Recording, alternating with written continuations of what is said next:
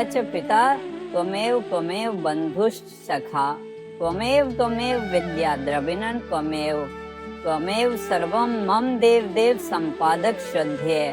श्री हनुमान प्रसाद जी पोद्दार गीता।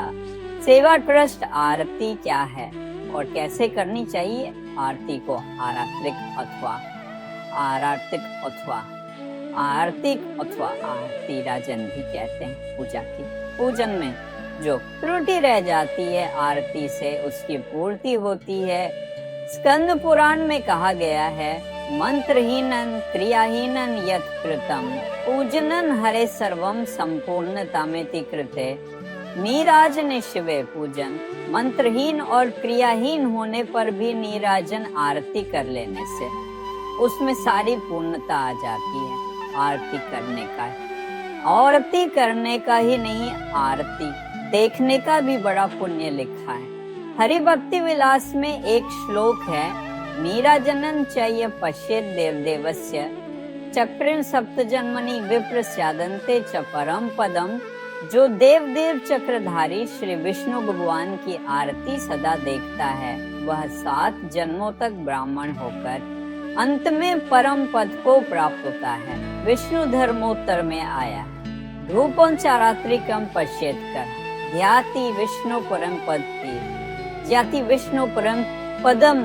जो धूप और आरती को देखता है करोड़ पीढ़ियों का उद्धार करता है और भगवान विष्णु के परम पद को प्राप्त होता है।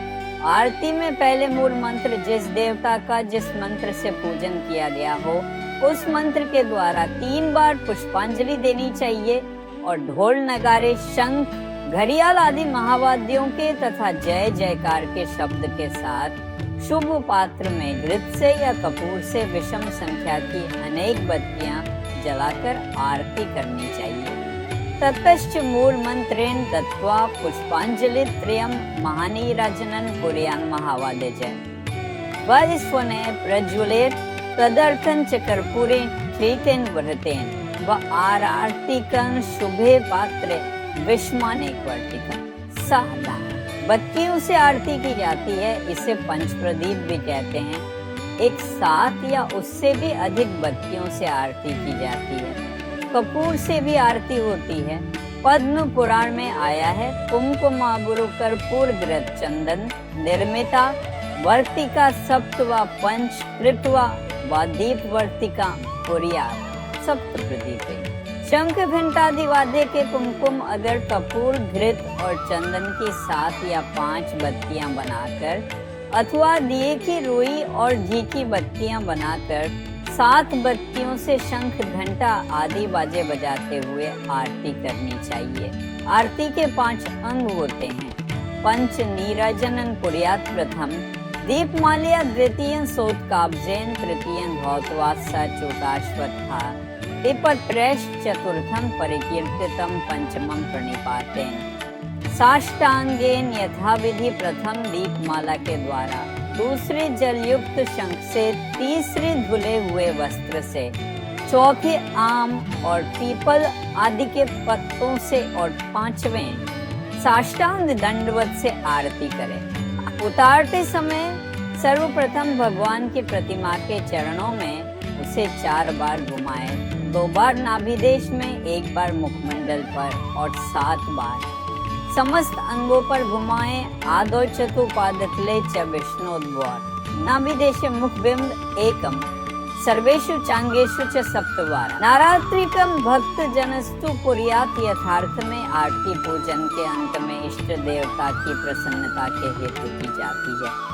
इसमें इष्ट देव को दीपक दिखाने के साथ ही उनका स्तवन तथा गुणगान किया जाता है।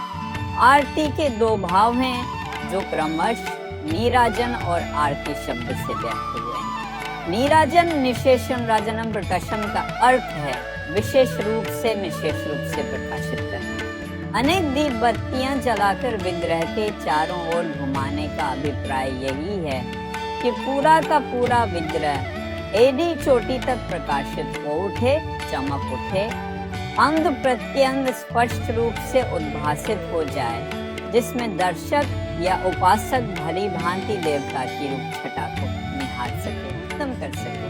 दूसरा दूसरा आरती शब्द जो संस्कृत के आरती का प्राकृत रूप है और जिसका अर्थ है अरिष्ट विशेषण, माधुर्य उपासना से संबंधित है। आरती वारणा का अर्थ है आरती निवारण, अनिष्ट से अपने प्रियतम प्रभु को बचाना। इस रूप में यह एक तांत्रिक क्रिया है जिससे प्रज्वलित दीपक अपने इष्ट देव के चारों ओर घुमाकर उनकी सारी विघ्न बाधा टाली जाती है।